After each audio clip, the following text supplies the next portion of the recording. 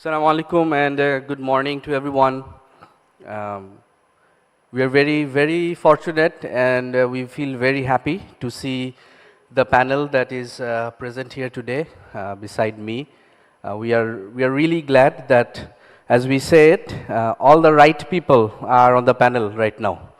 When it comes to corporate power purchase agreement and how to move that agenda forward in Bangladesh, we really cannot gather a better panel than this. So, big round of applause to the panelists first, so that they feel encouraged to participate and provide meaningful and fruitful contribution to today's discussion. So, corporate power purchase agreement, as you have seen from the presentation that has been made by Ms. Syeeda from the USAID-BADGE project,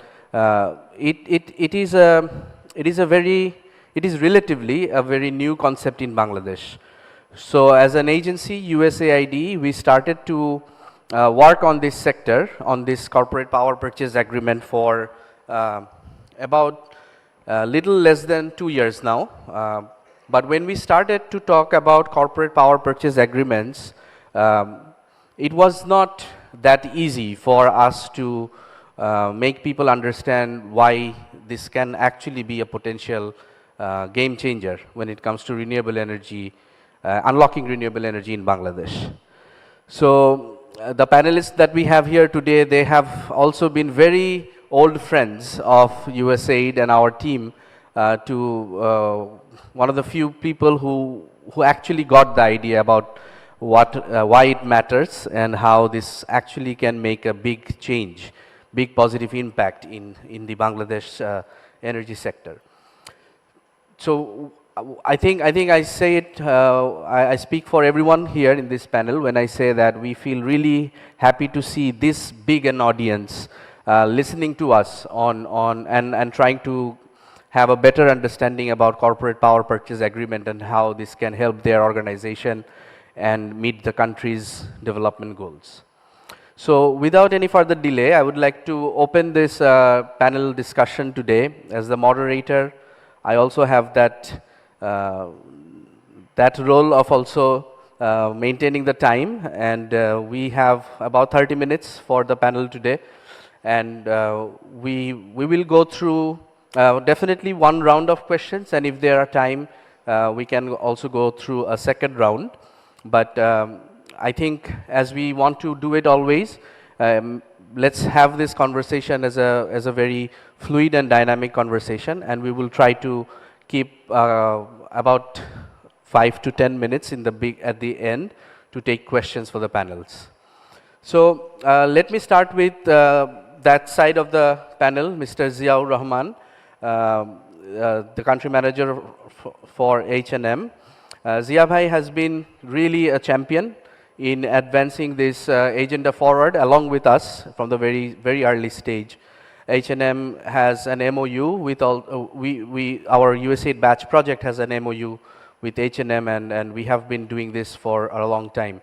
So Zia Bhai, my question to you for today in this panel is, could you please shed some light on your company's organizational decarbonization targets and how H&M is performing globally and also in Bangladesh to mitigate, reach your targets, and how you feel that corporate power purchase agreement can be a potential solution for H&M as a group. So over to you, Zia Bhai. Thank you so much. Thank you. It's a real pleasure here today, and big thanks to USAID-BADGE program, especially for helping us to solving these renewable challenges. We've been working almost like 3 years or 3.5 years. It's a great journey. I clearly see the great intention by the USAID program. So big thanks for that. First of all, we are one of the very few companies who sign the Paris Agreement. So it starts from there. I think Syeeda mentioned during her presentation also, this Paris Agreement actually bring us here all together. As a company, by 2030, 56% of the carbon emission, So 56% of the carbon emission, that's the target we have, and by 2040, we want to be net zero, we want to achieve. And then whatever electricity we have, we want to have this 100% renewable energy in our supply chain. So it's a huge, huge target. It's like a moving a mountain, for this. So because if you look at our whole supply chain, even though we don't have any shops here, but our kitchen belongs here because we produce it here. So if you look at as a retailer, how much electricity that we consume, or how much impact that we create in the environment, around 60% carbon emission happen from where the kitchen belongs. So Bangladesh is one of the market actually, and that's why to do something meaningful, it should be here. So that leads us here actually, and you ask what are the other reason. I think again I'll go back to Syeda's presentation. It was really resourceful. On the presentation it mentioned ESPR, Eco Design Sustainable Regulation, that Europe is adopting, and that leads us basically everything, whosoever doing business, and we are one of the European brands, so whosoever, if I short it like this, you do business in Europe, you have to comply with that, and the comply means all the footprint for the climate. So this tells us immediately that we need to do something. So as a brand. Okay, now the question is, as we are in Bangladesh, immediate questions, what do you do here? So we do partnership, because if you look at our supply chain, it's a long partnership that we create. If you want to make any changes in our supply chain, that should be through our suppliers and with our partners. So from energy efficiency program to their rooftop solar, and again this rooftop solar is something is very important, because usually you said that you have a factory, why don't you just cover with the solar? In our supply chain, if you cover 100%, that will give us roughly around 17 to 18% of our need. So that's simply not enough to solve the whole problem. And this is where basically this, the USAID-BADGE program came out, find a solution for us. And here it's simple. You build another solar plant somewhere, connected to the grid, our supplier gets connected. So this is very, very important. If you want to do the business in Bangladesh, I'm talking about with the European market or the other markets, even for US, to have the climate footprint in a positive way. You have a big, big task to do. That was, yeah. Thank you so much for asking this. Thank you, Ziaur bhai. That's a good starter. Maybe if we have time, we'll definitely come back to you for another round. So we heard about how H&M feels about their journey in terms of advancing this agenda forward. Now let me go to Mr. Rakib. He, as you all know, he wears different hats, but today in this panel he is wearing a leadership hat for BGMEA. And Rakib bhai, we wanted to also ask you about how BGMEA you feel in advancing corporate power purchase agreement as a solution to the supply chain and the factory that you have. And when we are saying about BGMEA, we are also cognizant of the idea that BGMEA has that own target to mitigate and reach the UNFCCC Fashion Charter target that basically says reduction by 30% by 2030. So you are already on board with that idea, but how do you feel that corporates coming to agreement and having this kind of a CPPA in place, if it is in place in Bangladesh, how do you see the ecosystem change?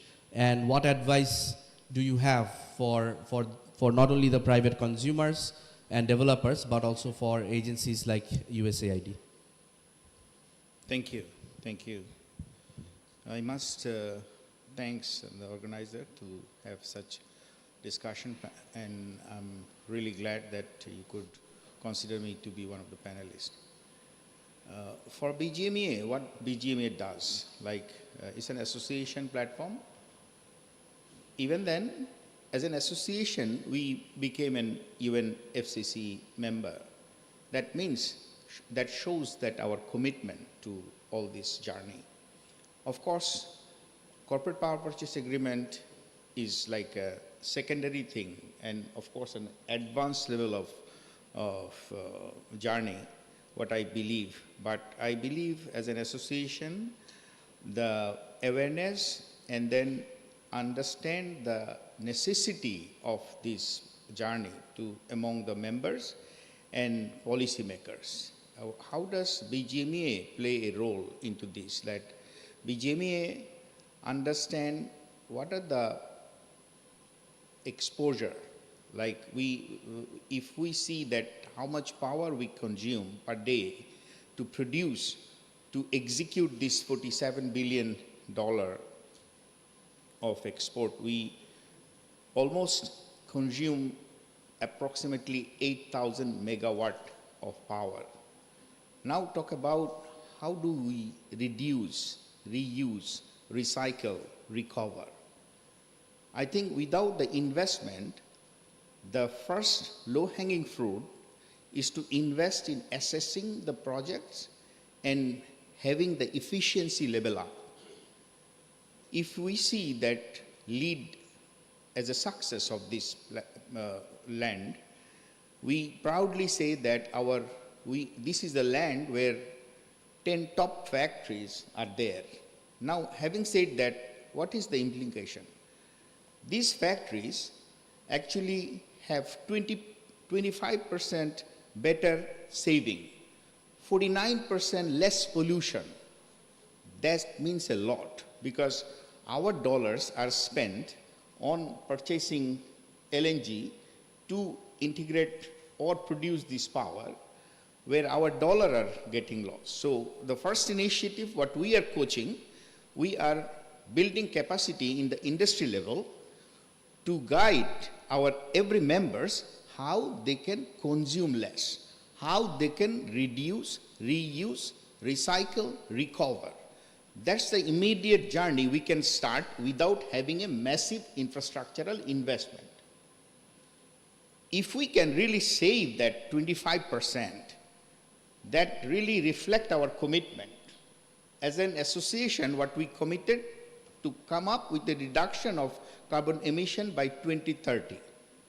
So, and also we started a RBH, Responsible Business Hub, where we started releasing data for our members in terms of pollution, so that people feel that they are doing this and what they need to do.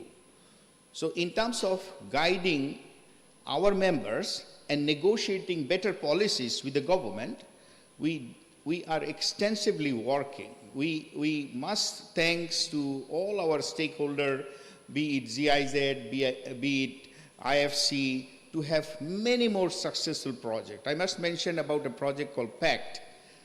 Having this PACT as a project from IFC, we saw that they integrate almost 400 workshops, exhaustive workshop with our engineers or with our mid-level management, how we can save. And by having that project, right now they saved almost 35 billion liter of water. They saved almost 3.8 million megawatt of power, and they could hold decarbonization by 700,000 tons.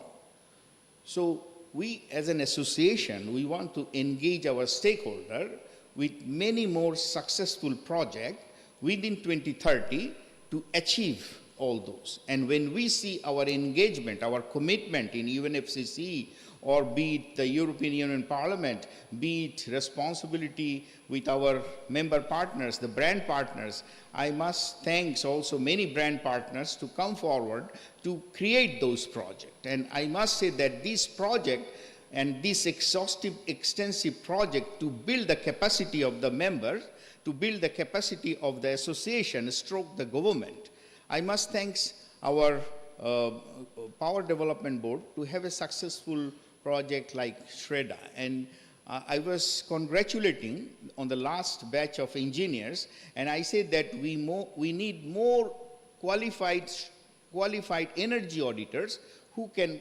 consistently, they can go to the factories and they can see every day how many dollars they can save more. So as an organization, of course, talk about corporate power purchase agreement and having that strength, I'm not sure how much we can actually successfully do, because to me there are a lot of if and buts.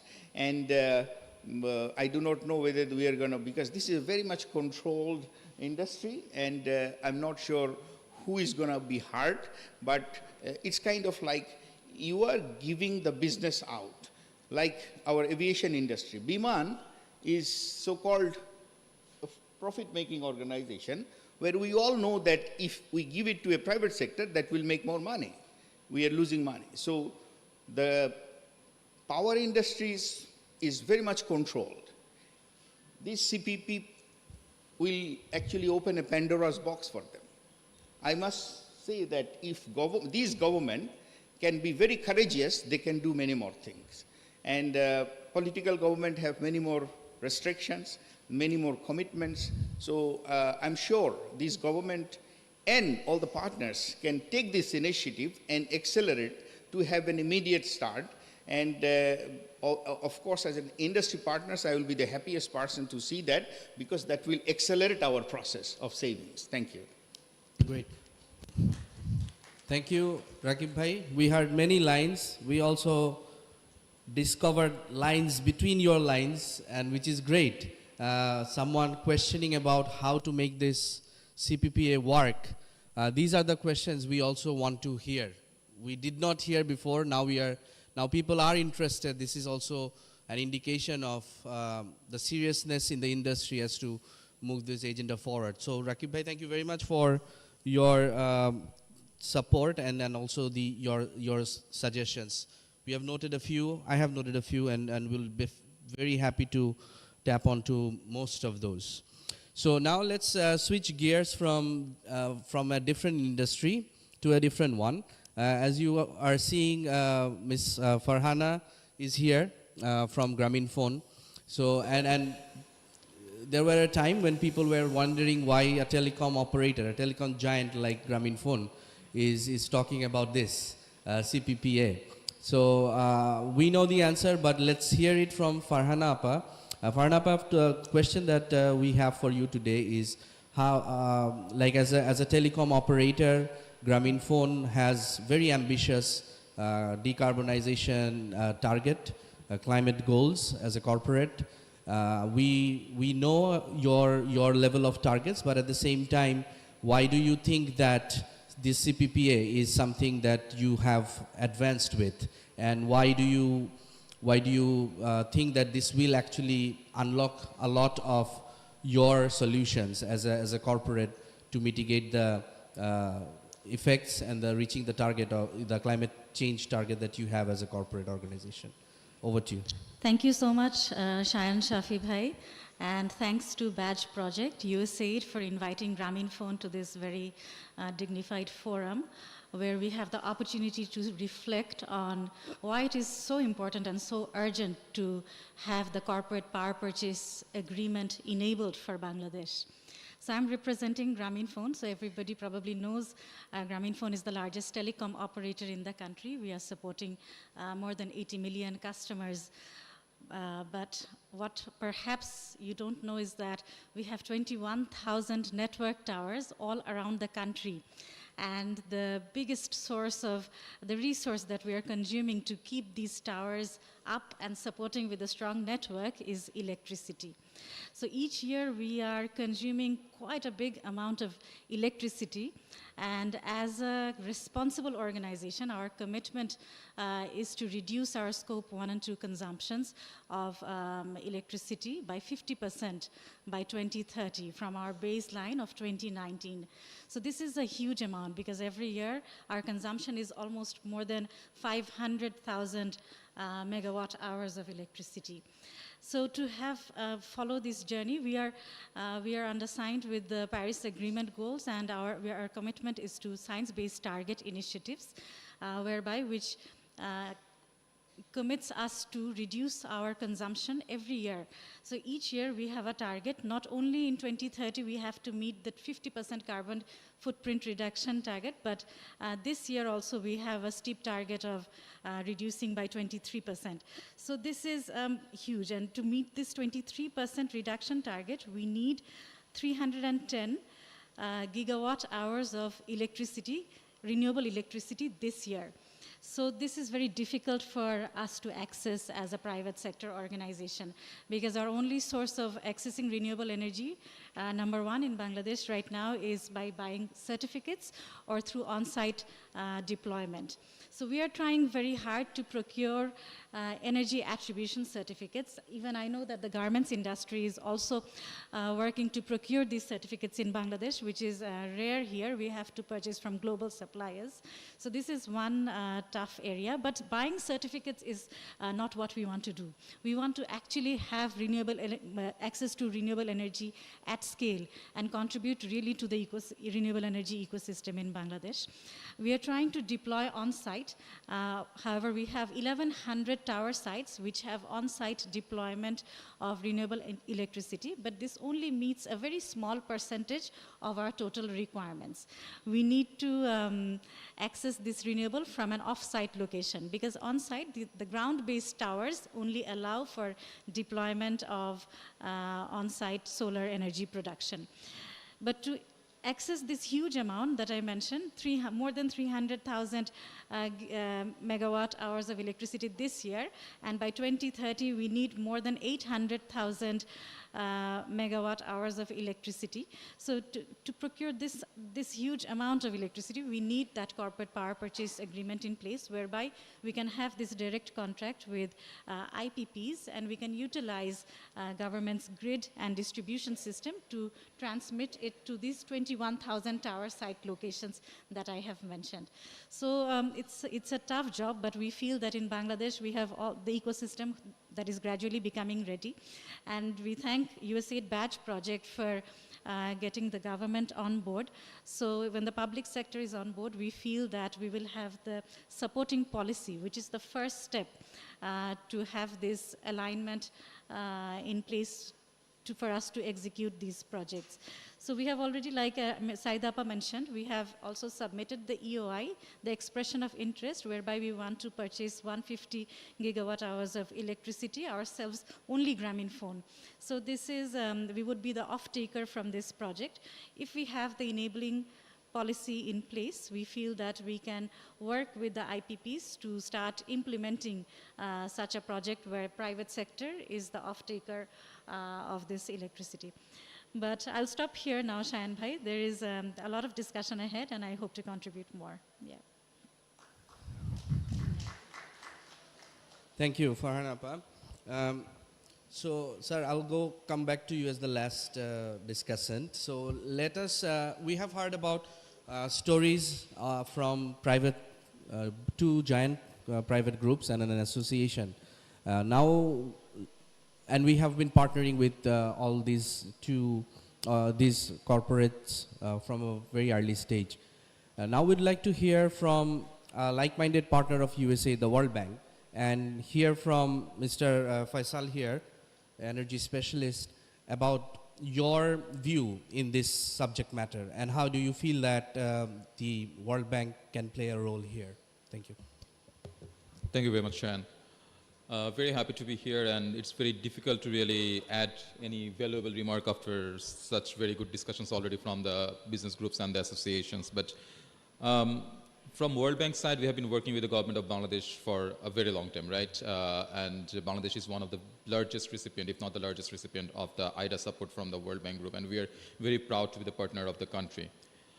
And energy is one of the biggest portfolio that we have here as well. And there has been many projects where we have supported the government of Bangladesh in transmission, distribution, or in generation as well.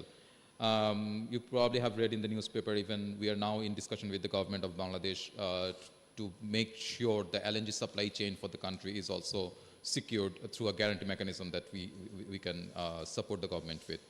So there are many instruments available within the bank that we can come up with and that we can support the government with and that we can support the country with to increase the renewable energy generation. But one thing we need to keep in mind that the concessional financing that the bank or other multilateral agencies provide, while it's concessional, is limited. And with this limited amount of money, reaching the targets that the country has of 40% renewable by 2040 or even immediate targets are not really possible. So the country needs to leverage on private sector financing. So one of the very reason that I'm here today, and I'm very happy to be here together with the private sector and also the Power Development Board here, is that we can now see the bridge between the public sector and the private sector, that yes, this is happening. So the interest from the private sector is here. They want to invest, they want to come up with projects, while the public sector can do a lot of generation projects. The private sector also can come up with much more bigger portfolio of financing and investment. And if there is anything that from the World Bank side we can support the government with, be it a guarantee mechanism, be it any other instrument, we are very happy to do that. Right now we have a couple of transmission and distribution projects with the PGB, the Power Grid Bangladesh, the newly named organization. And we are very happy to explore whether strengthening the transmission and distribution network further will support these renewable energy generation projects, because it's one thing to generate renewable electricity at some point of the country, but it's another thing to bring that electricity from there to the grid and to the suppliers of H&M Group or the towers of Grameenphone. So in terms of transmission and distribution, we are very happy to see how can we support. In terms of energy generation, we are very happy to see how can we leverage the concessional financing and the guarantee mechanism to bring forward more and more renewable energy to the grid. So I kind of already answered the second layer of your question, like what can the World Bank do? But then again, if I now go back to the first question that you asked, that what my view on this topic. I think Syeeda made a very good point when she was presenting the slides that 84% of our export of this country is coming from textile industry, right? And Grameenphone is one of the big player, or the biggest player of telecom in this country. So these two companies and these two sectors are very big and very important for us, right? For textile, 4.5 million workers directly work in this industry. So they have 4.5 million families who depend on this industry for their bread and butter. So what happens if this ESPR, this regulation from Europe comes forward and regulations from other countries and other regions come forward and say that, no, you can't export your product to my country unless and until you maintain the sustainability standards, you manage to reduce your carbon emissions. They will not be able to export. If they are not being able to export, this 84%, the largest share of your export basket, is really under question, like how it is going to go forward. So from my point of view, this is a very important discussion to have. We really need to understand how we can increase renewable energy generation in Bangladesh so that these sectors are supported. Right now, while we are talking about renewable energy generation through corporate agreement and other agreements, the situation is like we have less than 2% probably on the grid, renewable energy. We have, of course, other off-site distributed off-grid renewable energy generation, but on-grid, we have less than 2% at a time. And from there, we really need to go much further. I understand the transmission and distribution will have bottleneck, it will have some limitations, but it is often said that it's until 15 to 20% you really can go with variable renewable energy without much hassle. So my take is like, if anything that can be done from the private sector, from the development partners, for us to come forward and push for that first leg immediately to increase the generation of renewable energy, which will take away a lot of burden of fossil fuel import from the country's coffer, for which we are bleeding a lot of money. That should be encouraged, and we are very happy to support from the bank if there is anything that we can do with, and from Power Development Board or Power Division, if there is any request, we are very happy to discuss. Thank you very much. Great. Thank you, Faisal. Those were really very good pointers for the audience and also for us. So with the time that we have, maybe we'll not have the time to go for another round, but we can take questions. But before that, lastly, but definitely not least, we want to hear from the Honorable Chairman from the Bangladesh Power Development Board, Mr. Rezaul Karim. Sir, our question to you today is about, like, we know that Bangladesh Power Development Board is currently the only entity that has the capacity to buy power, only buyer in Bangladesh. But with this new concept floating around, you and your organization have started to look into this. We are really grateful for that. But at the same time, we are also trying to move it faster, as you have heard from the fellow panelists. So our question to you from this panel is, with this expression of interest from Grameenphone, H&M, already submitted to the power division, and also USAID backing up the agreements with the EUIs with them, we see there is a need for the public sector to also contribute to this idea, and we have seen that to be a very positive signal from your company. So what do you feel that you need from us in terms of unlocking this CPPA framework in Bangladesh, and how we can support you to make sure that this CPPA framework is in place in Bangladesh, so that not just two conglomerates, but the entire private sector, whoever is interested, has a framework to follow and contribute to this renewable energy development in Bangladesh. Thank you. Ji, thank you very much. Assalamu alaikum and very good morning to all. Actually, what you have mentioned here, that is the main things to decarbonization issue.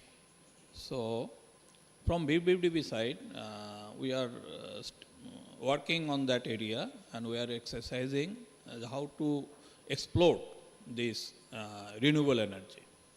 You know, Bangladesh government has already taken up that serious decision that they have already established Syeeda to expedite that renewable energy, and they are the single authority, they can look after this site. So government are working on that area. It is very clear.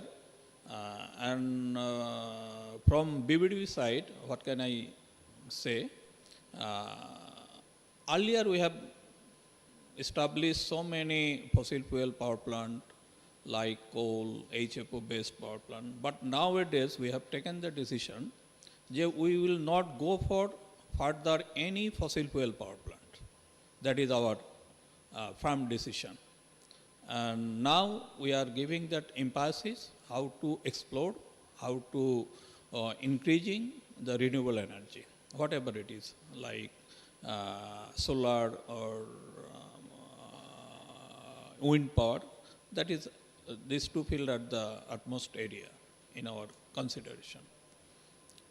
So far I know from H&M and Grameenphone, they have submitted a proposal to our power division for this corporate power purchase, for this corporate power purchase agreement.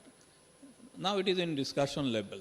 I think from government side also they are very much positive. We are also very much positive, because we know that now that renewable energy is very much urgent for everyone to survive or to sustainable development. That is the utmost requirement. So for this corporate power purchase agreement, is it a new concept in our country? So there is some challenges also, so far I know. So how do we mitigate that challenges, and how do we make it easy or make it very effective? That is the main target. So it needs to some works from government side as well as from BBDB side. You know, still now BBDB is a single buyer, means being BBDB is the off-taker. They are functioning as a single buyer. So from BBDB side also requires to give some inputs to that area. So we are working. Our team is already working on that area, and we have already seated many times, and USAID-based program we have also aligned with this program, and we are working along with them. So from our side there is no any problem, but always our target, we will extend our cooperation in all respect to implement this corporate power purchase agreements work. So that is our commitment. But there is so many challenges with this because the modality, what will be the modality of the CPA? So if it is within these two parties, like seller and like buyer, then there is no any problem. They can easily execute this CPA. But if it is required to use our national grid or our transmission line, then how can we accommodate this subject or these matters to incorporate this PPA? That is the our work. How can we accommodate this? Because mainly corporate PPA is the PPA where one consumer will be there and one producer will be there. There is no issue. They can, and BBDB and our government is always ready to give them their support. But when it will be required to use our national grid or any utilities infrastructure, then what will be the modality of that CPA?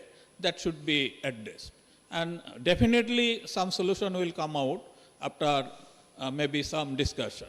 So still now that much of discussion not happened along with all utilities like our power division, our PGCB and BBDB. When we will be seated together, definitely some solution will come out and we will address it properly. That's why our target will be achieved and our energy sector will be explored. That is our target.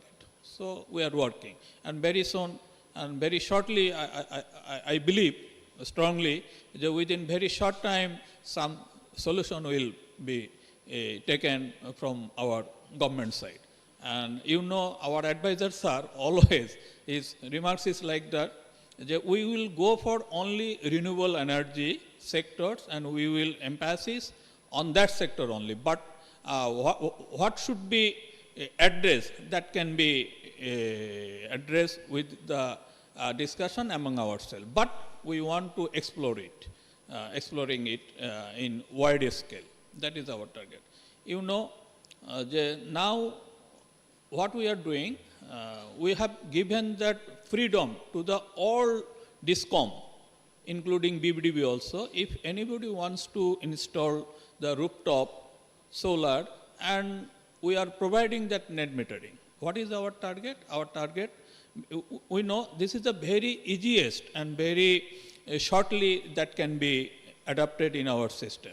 And not only that, from government side, there is the instruction to all DISCOM, you just build up some significant amount of rooftop solar by net metering system to encourage the people to incorporate their industry, their installation that can be expedited. So from BBD side, we have taken some initiative and we have already executed 2 projects in Chittagong area, which was financing by BBDB, only to encourage the people for net metering system like rooftop solar.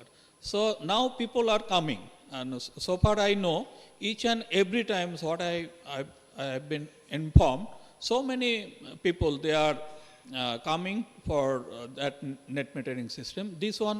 This sector is the, this is my belief, and I think this sector is one of the most vital sector to increase or to develop the RE system in our country. Because you know, our solar, if we want to install a solar power plant on land base, it will take too much land. But in our country, there is some scarcity of the land. We are not able to get that much of land each and every area. That's why we will go for installation of RE power.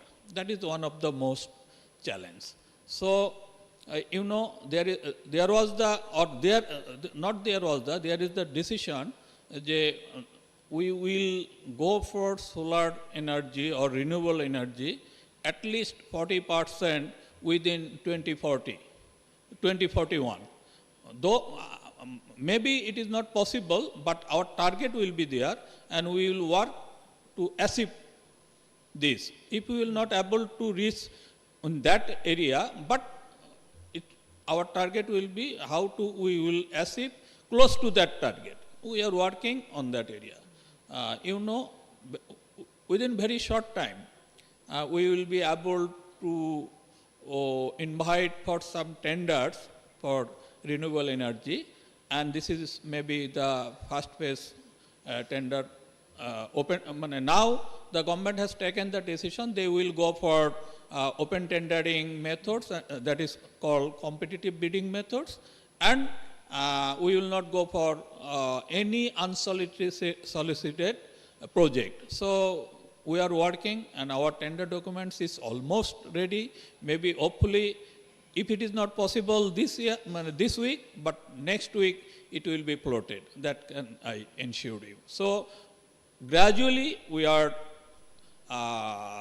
going for solar project by open tendering methods. So anybody can participate in that tender. So there is no any boundary area, there is no any limitation, and already BBDB or power division, they are working with so many public partner, private sectors are there, like in the modality of IPP. So they can also participate in that tender. There is no any limitation who can participate or not.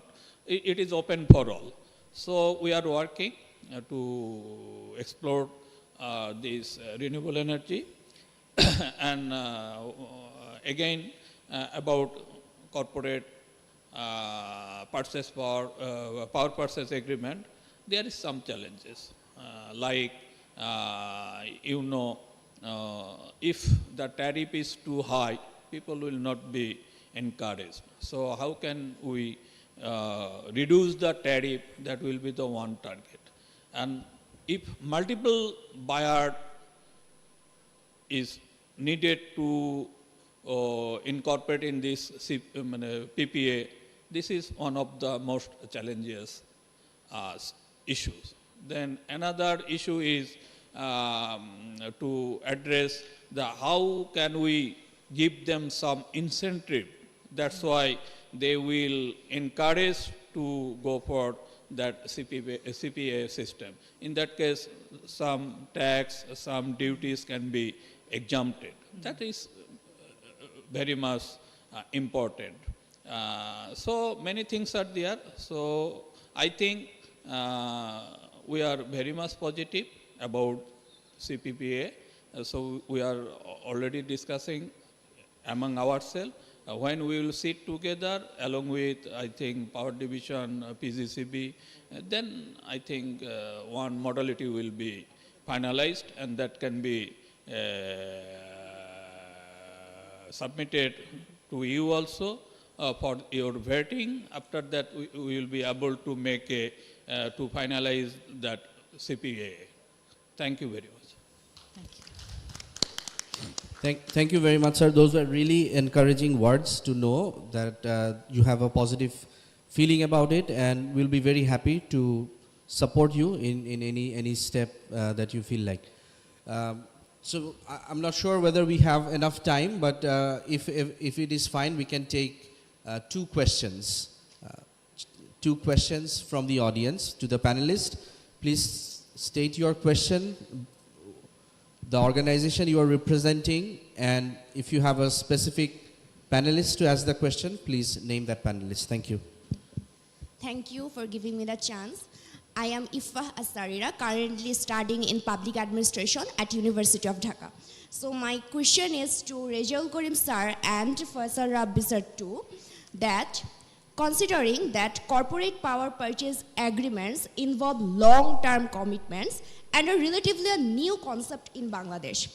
So many businesses may hesitate to commit to that agreement due to uncertainties in market demand. Additionally, there are concerns about whether Bangladesh has the capacity to meet the growing energy demand, as sir mentioned earlier that we don't have enough space to implant solar plants and everything.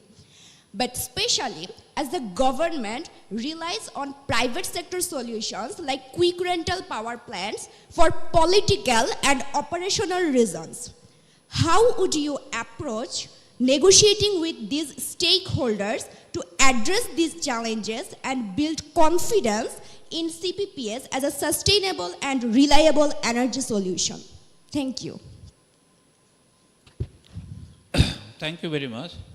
Actually, if we go for CPPA, if it is the issue of what I have mentioned earlier, if it is the issue of the, say I need some power, and some person, if he interested to establish power plant, then I can jointly we can take a decision, okay, I will purchase your power and you will supply me the power. So if the both parties are mutually agreed, they can make a contract and with a negotiated tariff. That is not the issue of BBDB. They can do it easily. If any producer, they will install their power plant, say like 2 megawatts power plant. So one consumer is not able to take all power. He needs another consumers. If it is in different place, then there will be the issue to use the grid or to use the utilities infrastructure. In that case, there will be some problem. How can you accommodate this tariff within these three parties? So it needs to exercise, it needs to study more, and then because some framework will be required. If we are not able to give them some comfort, people will not be interested. So in that area, some works to be some issues to be addressed. Then we can say whether it is comfortable for them or it is suitable for them. Otherwise, if the what is the main concept of CPPA? That is the mutual agreement of the buyer and seller. And if it is like so, and they will establish their system in that way, there is no issue. Anybody can do it. There is no any observation from any side. Thank you very much. And again, you have mentioned the quick rental, or we can explore that in that area also. But it is now, what I have mentioned earlier, the now government is very much rigid. They will not go for any other negotiated price power plant.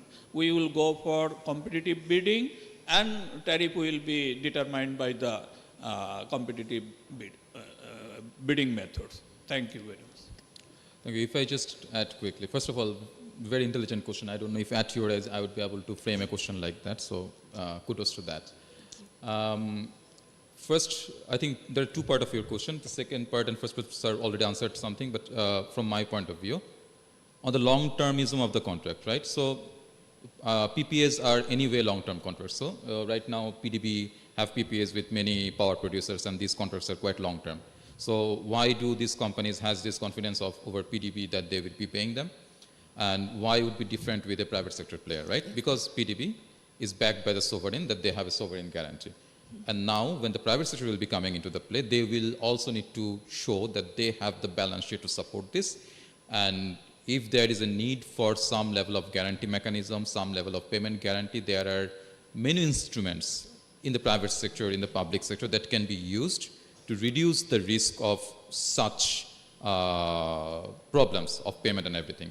And from the bank side, as I was mentioning during my speech, that we are happy to discuss with PDB or Power Division or anyone if there is interest from them to find out a solution together with us. On the question of the difference between quick rental and this, sir also has identified that, I mean, quick rentals happened a couple of decades ago when the situation and the context was different. And now we are in a situation that we understand that we have a different need in the country and we need to go for negotiated contracts than, not negotiated contracts, but for solicited contracts where there will be proposals, then there will be competitive process. And what we are discussing here is again a separate method where private sector will buy electricity directly from the private sector at a negotiated price, and in the future probably we'll have a market-based system, open exchange system where electricity will be purchased and sold in a market system. So we can always come up with different modalities that will make sure that as a country we are doing the best for the industry and for the sector. Thank you. Thank you. Thank you. We can take one last question, and yes, please. Thank you very much. I'm Admiral Awal, a former ambassador and associated with a maritime think tank. Thank you, panel, for enlightening us. I'm really confused and frightened to understand what you have said. So far, we have understood that we are not a polluter, not a culprit in this carbon footprint. So we are supposed to do only the adaptation, no mitigation.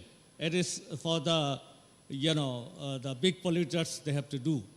So it has been going on. I didn't know personally. I don't know how the audience knows. So this is a carbon footprint management. Two short questions. One is for the USAID. The thing is based on Paris climate agreement. If the Donald Trump goes by his place, on the first day he's going to issue an executive order cancelling it. Will the batch survive after the US cancellation, as is a USAID project? Then come the question of, we are talking about the modality. I'm talking about the source. Where from this clean energy is coming? It's only by stretch of imagination, only 3%. To Chairman BPDB, could you please tell us, if the target is 40% by 2040, and as the H&M says that their target is net zero by 2040, so no export after 2040 from Bangladesh, if it goes by that. What is the estimate of how much land will be required for this solar energy project? We don't have wind. We have problem with the irradiation. Per megawatt takes 3 acres of land, and there are restrictions on the, use of agricultural land. And it's nice to hear that there's a decision. I do not know, because it has been notified that there will be no further fossil fuel power project. So where from this power comes? Now, to me, it is we are at the crossroad. What to talk about loss and damage to save ourselves? Because if you are not the polluter, how can you comply with this? European Union, definitely they are going to imply. Europe has started the industrial revolution. It is already 1.3% from the industrial revolution target. Now, they are doing all the pollution. Can Bangladesh, in any stretch of imagination, go for even near to this target of what to talk about compliance, not to go near to it? Thank you. Maybe I'm in a hurry. Thank you, sir, for your question. I think we had 2 questions. One was directed to USAID and the other one was directed to the Power Development Board. So I'll take the one that was directed to USAID about whether our project will survive in the coming years or months. Very much so, yes, it will continue, irrespective of who the administration is in the US. We have never seen any kind of blockade in terms of what USAID as an agency has in our strategy. We definitely will continue to do our work, and just FYI, it's still, we are operating under the same administration, and we are still going through the project that we already have, and we are also working on designing new projects when it comes to climate change mitigation and adaptation. We have a big portfolio that looks into adaptation, climate change adaptation and resilience. And similarly, we have the portfolio that we manage here that looks into greening the grid and also greening the grid and the supply chain and make Bangladesh more prepared for climate change mitigation. So we are a strong proponent of doing both for a country irrespective of the emission sources. We know that Bangladesh is not a big polluter, but at the same time, if we go through the books that the government of Bangladesh has also communicated with, Bangladesh has an NDC, the Nationally Determined Contribution, that talks about mitigation and the target from 4 different industries, how Bangladesh plans to contribute to the climate change mitigation. So we really think that it is basically the 2 sides of the same coin. One cannot go without the other. So that's all for my question. And sir, if you would like to answer the second part of Ambassador Sir's question. Thank you very much. Actually, there is a regulation. We cannot go for renewable energy each and everywhere, because there is some rules and regulation for if we want to install or establish any RE power plant, it should be the land which is cultivated land. If it is once in a year, that land cannot be used for this power plant. So in many areas, some cast land are there. So we are working, we are searching, and people are also searching where it can be feasible. So we will not go in that way that we will acquire or we will use the cultivated land. That should not be, because there is the barrier. We cannot go for that land for installing any RE power plant. We know our country is very small, but land is the main issue. There is the scarcity of the land. So that's why we are encouraging for rooftop solar. That can be easily one kind of biggest area for increasing the solar or RE energy. That can be already explored, and people are coming with a very positive manners in this area. And parallelly, we are searching the land where the land is feasible for set up this type of power plant. So we will not go for any cultivated land where this crisis will be arise. Why we are occupying this cultivated land for producing that RE power plant. So we are trying to avoid this issue. So in coastal area, so many land are there. It needs to develop that land. That can be, in Maheshkali area, we have already, from BBD side, we have already acquisition around 6,000 acre of land, where there is no any infrastructure, there are houses, and it is a very much usable for that solar project. So we are searching this type of land where we can easily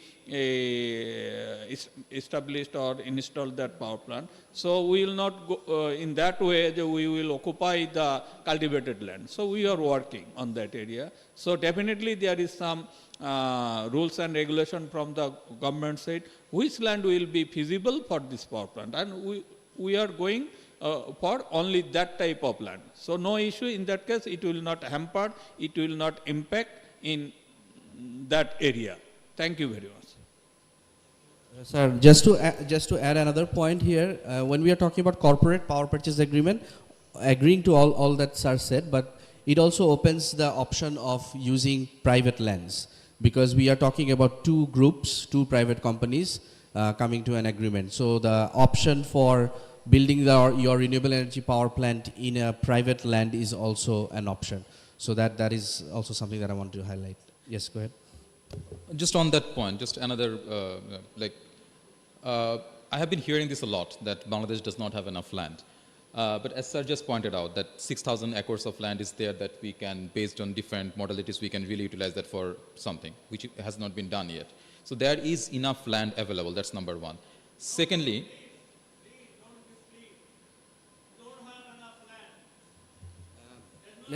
okay. Sorry, let's just, we have to also close this. If Faisal, if you have, you can go ahead with your opinion. Yeah. We are taking everything positively. Actually, we will not go for only the RE means solar. That is our plan for wind power plant, offshore wind power plant. That can be explored in that sector. That is also in our target. Right. Floating solar and then offshore solar. So everything's are in our consideration.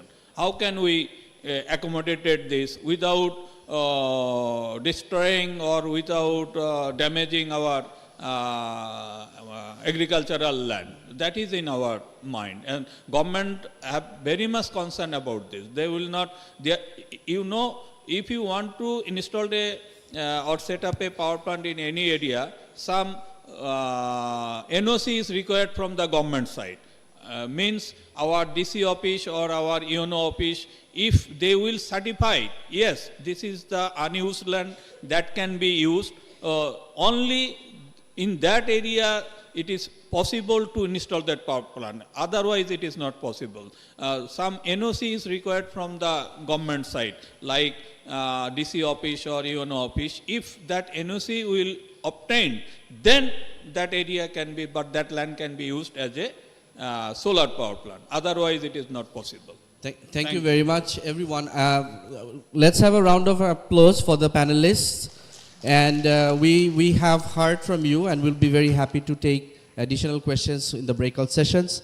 But for this round, thank you very much for your time, and have a good rest of the day. Thank you.